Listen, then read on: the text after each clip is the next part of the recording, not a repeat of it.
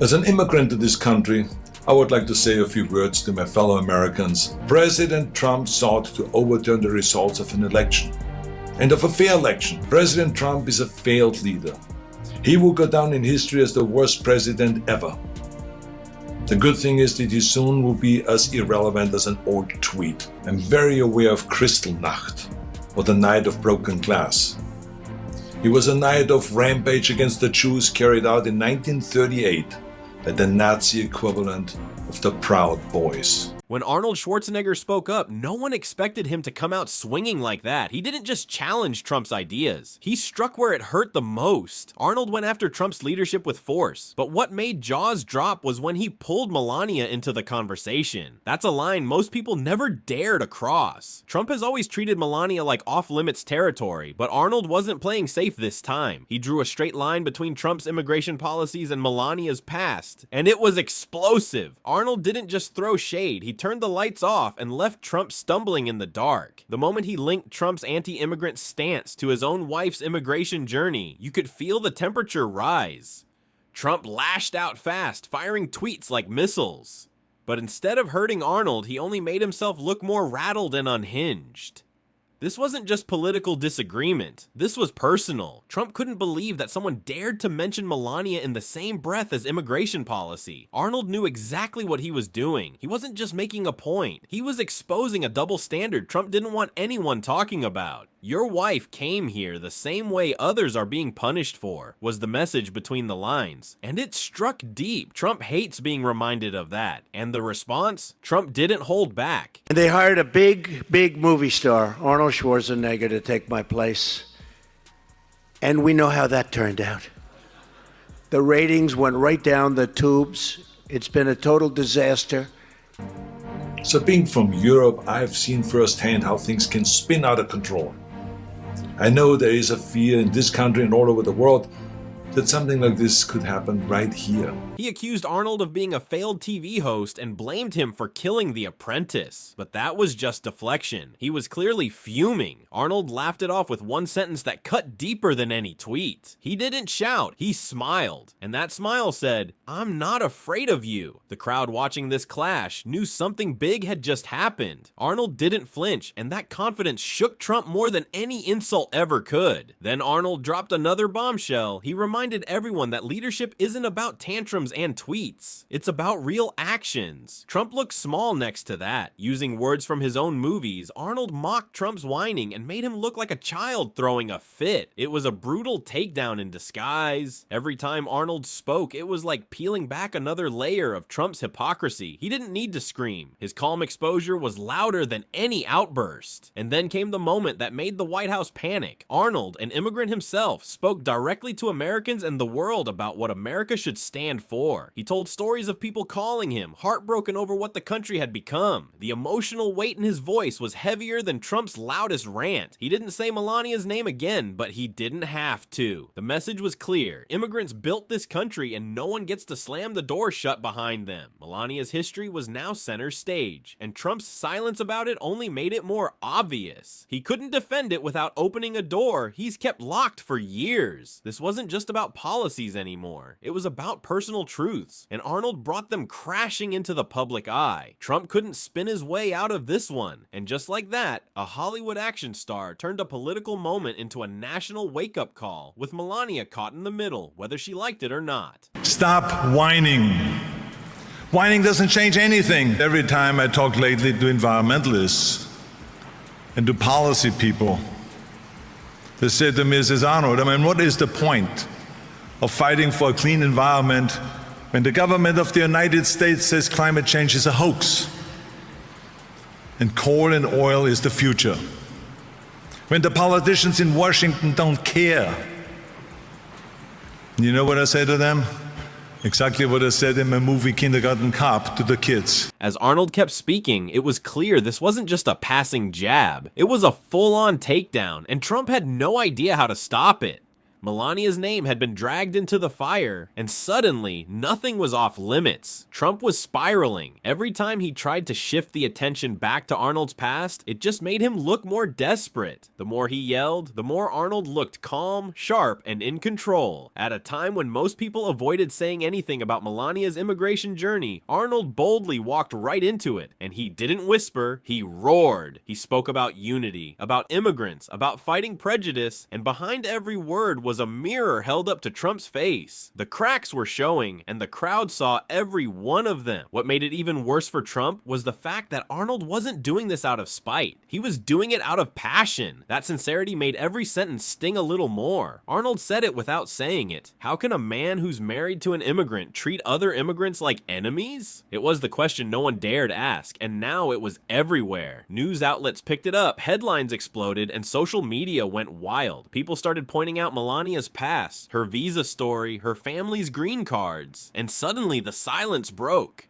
Trump tried to act like it didn't matter, but the truth was eating away at him. He loves control, and this narrative was slipping through his fingers. For years, Melania's background had been carefully protected, hidden behind press releases and silence. But Arnold ripped the curtain wide open. Then Arnold did something even bolder. He reminded people that leadership is about more than waving flags and shouting slogans. It's about protecting the very people this country was built by.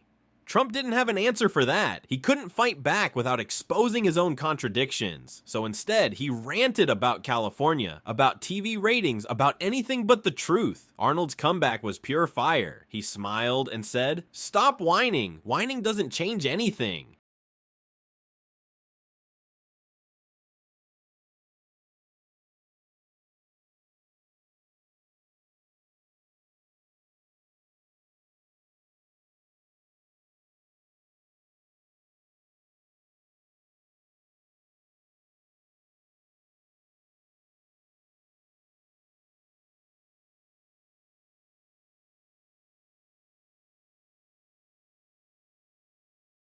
And just like that, the room erupted in laughter and applause. He wasn't just speaking to Trump anymore. He was speaking to the whole country. He was saying, we deserve better than a reality show president with a fragile ego. The moment felt bigger than just a feud. It felt like someone finally said what everyone else was too scared to admit. And Trump, he had nowhere to hide. As Arnold talked about hope and rebuilding, the contrast between him and Trump became impossible to ignore. One was focused on the future, the other stuck in a loop of blame. Even Melania's silence became loud. She didn't respond, didn't speak, didn't post, and that silence made people wonder, was she okay with being the symbol of hypocrisy? Trump's supporters were furious. They defended Melania, calling Arnold disrespectful, but the damage was already done. The conversation had changed forever. Arnold didn't back down. He leaned in harder, calling out both parties for using division to win elections. He said people are tired of finger pointing and empty promises. He reminded the public that immigrants aren't villains. They're the backbone of the country. And if that includes Melania, then maybe it's time to rethink who we're punishing. By the time Arnold was finished, Trump looked like a man who'd just been dragged through a hurricane, angry, confused, and completely outplayed. Arnold didn't gloat after the storm. He stayed calm, collected, and focused on the message. He wasn't there to humiliate Trump, but the truth did that all on its own. Trump, meanwhile, couldn't stop fuming. His tweets were getting longer, his insults more scattered, and his talking points all over the place. He was unraveling in real time. Melania's name became a silent thunderclap in every room Trump entered. Every reporter wanted to ask about it, but they knew better than to try. As an immigrant to this country, I would like to say a few words to my fellow Americans all over the world have been calling me distraught and worried about us as a nation. One woman was in tears about America. Wonderful tears of idealism about what America should be. Those tears should remind us of what America means to the world. Now, I've told everyone who has called that as heartbreaking as all of this is, America will come back from these dark days. I think that you're a person who is trusted on both sides, and that's very rare nowadays. And I think probably Donald Trump doesn't want you to be trusted because I don't think Donald Trump likes you very much, to be honest. True? Yeah. Yet even without saying a word, Melania's story was speaking louder than ever before. Her past had come back into the spotlight, and this time, it wasn't wrapped in glamour. Arnold didn't drop names, but every sentence seemed to echo through the walls of the White House. People online were saying, he's not just talking about policy, he's talking about them. This wasn't just politics, it was about identity, truth, and the image Trump tried so hard to protect. And now that image was cracking. People began connecting the dots. If Trump's own family came to America through the same immigration methods he now attacks, then what exactly is he fighting against? Arnold held nothing back as he called for unity, for leadership that listens, and for an end to the circus of chaos and blame. His words cut deep, and the silence on the other side was deafening. Pundits were stunned. Commentators who usually laughed off celebrity comments were now nodding their heads. Arnold had done something rare. He hit the nerve and the truth at the same time. Trump's team scrambled to do damage control. They pushed out statements, tried to change the topic, even dragged out old TV clips. But nothing stuck. Arnold kept his focus on action, not insults. He didn't waste time with name-calling. He aimed straight at the system that's been broken for too long. He talked about children scared for their lives, families torn apart, and the immigrant workers who hold this country together. Words that made Trump's policies look cold and cruel. The audience could feel the difference. One man was fighting for the people, while the other was fighting to save face. Then Arnold brought up the hypocrisy so many were afraid to mention. How can a man oppose chain migration when his own in-laws became citizens through that very path? It was like a dagger through the spin machine. No one could answer that without exposing Trump's double standard. Even late-night hosts joined the firestorm. Some who fear for their lives. And the people who pick our crops, who wash the dishes after we eat in restaurants and work the night shifts in hospitals, whose interests are furthered by a polarized America. And that, but I believe that unity in this country is possible. It was a meeting with members of Congress, and some of them spoke about what the president said. This wasn't exactly anonymous sources. Thank you. Melania Trump, an immigrant herself, also caught up in the middle of another immigration flashpoint. And this time, it's a family affair. Her husband's opposition to so-called chain migration. A guy comes in, and then you have to bring his aunt, his uncle, his father, his grandfather, his grandparents. Jimmy, with a knowing smirk, said it best. Things are getting awkward when even Melania's story becomes off limits. That smirk said everything people were thinking. Trump had spent so long selling a version of America that didn't include people like his own wife.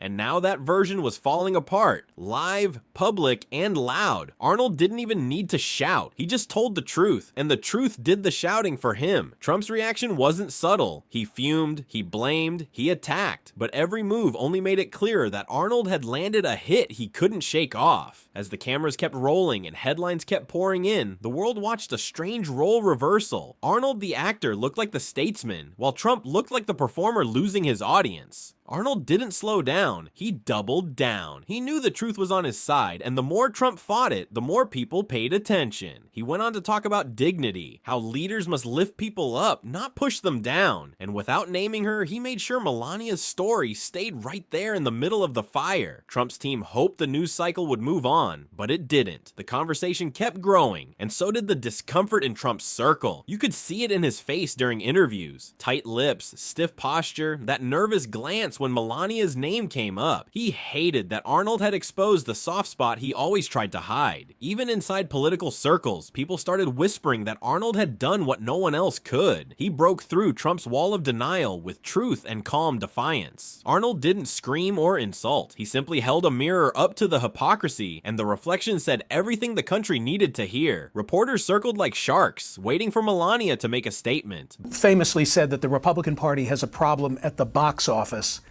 I heard you equate the GOP with the Titanic. Explain. Well, you know, I told the Republican Party and at the Republican convention, it was like 10 years ago, that they're dying at the box office. And the reason why I said it was because their policies were such that they were not really including everybody. So that you have everyone interested. Like, for instance, women A million women left within a few years because we did not address as a party healthcare issues, we didn't address education issues, we did not address environmental issues. These were three issues that were very important to women. This is all dialogue, this is rhetoric, the left going after the right going after the left. I mean, the bottom line is they should get together rather than always pointing the finger at each other. They should really get together and solve this problem, because that's what the American people want. They want to have this problem solved. But she stayed silent, trapped between her husband's rage and her own history. That silence spoke louder than any press release could. It was the kind of silence that makes people uncomfortable, that makes them wonder what's really going on behind the scenes. And as Melania stayed quiet, Arnold's voice grew stronger. He wasn't just calling out Trump anymore. He was calling on all Americans to pay attention and wake up. He reminded everyone that immigrants aren't just headlines, they're real people with real stories, just like Melania's, just like his. Trump fired back again, this time taking shots at Arnold's movies and calling him irrelevant, but nobody was buying it anymore. People saw through the noise. They saw a man angry at being exposed, cornered by the very truth he tried to bury. Arnold didn't flinch. Instead, he brought up California's rejection of Trump's policies and said what millions were thinking. We're tired of being divided. He pointed out how both parties play the blame game and use chaos to raise money. He exposed the entire machine, not just one man, and with every word, he chipped away at the fake image Trump had spent years building, one brick at a time. Even Republicans started to take notice. Some agreed quietly, others out loud, but one thing was clear. Arnold had shifted the conversation in a way that couldn't be ignored. Melania's story, once protected by silence, was now part of the national reckoning. The truth wasn't just out, it was trending. Every outlet, every platform, every comment section exploded with debates about fairness, immigration, and what it really means to be American. And Arnold, standing tall in the middle of the storm, refused to back down. His message was simple: we have to do better than this. This wasn't a stunt or a show. It was a turning point, and Trump knew it. His outbursts weren't winning the crowd anymore. I think that's the past. And I think that we have to march into the future. And I think there are very talented people in this country on the Republican side that can run. So I will go, look in the future rather than in a rear mirror. But the Democrats and the Republicans, both of the parties, have no interest in solving this problem because they use that to raise money. And so what they do is they just keep pointing the finger at each other, and then they're surprised if all of a sudden we are using our middle finger on them, right? But I mean, it's all bogus, because I think that we can do better than that.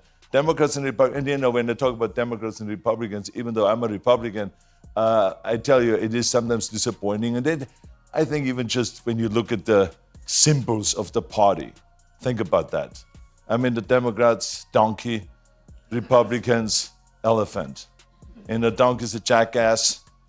And of course, wherever the big animal goes, leaves a pile of dump. They were exposing his fear. Arnold could feel the shift in the air. What started as a clash of words had now turned into a national spotlight on truth, hypocrisy, and leadership. Trump's tantrums couldn't stop the tidal wave. He screamed about loyalty, ratings, fake news, but none of it mattered anymore. People weren't looking for noise. They were searching for honesty, and Arnold had given them just that. Melania, trapped in the center of this firestorm, never asked to be part of the battle, but silence was no longer a shield. Her story had become the symbol of everything Trump wanted to ignore, and now millions were asking the question he couldn't answer. How can a man bash immigrants while living with one under his roof? How can he attack chain migration when his in-laws used it? Arnold never insulted her. He didn't need to. He just told the story and let the facts scream louder than any insult ever could.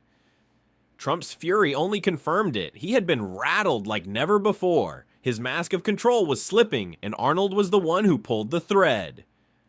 With one speech, one voice, and zero fear, Arnold had done what no TV host, journalist, or opponent had pulled off. He made Trump squirm. The crowd saw it too. People started sharing the video, quoting his words, and praising his courage. This wasn't about party lines anymore. It was about principles, about who was willing to tell the truth and who was hiding behind a wall of lies.